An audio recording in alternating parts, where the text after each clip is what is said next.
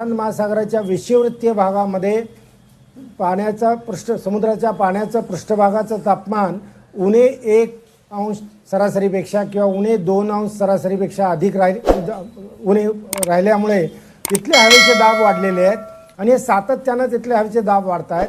त्यामुळे इकडचे वारे तिकडे जाऊ शकत नाहीत, हिंदी महासागरावरचे वारे तिकडे जाऊ शकत नाहीत।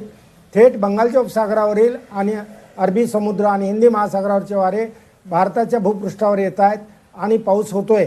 हा आत्ताचा जो पाऊस आहे हा याला आपण त्याच प्रकारचा हवामान बदलाच्यामुळे घडणारा हा पाऊस आहे।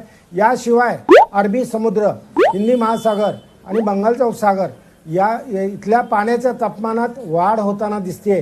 1 ते 2 अंश सेल्सिअसनी तिथं तापमानात वाढ होते, तेव्हा जे काही वाऱ्याची दिशा बदलते, हवेचे दाब बदलतात।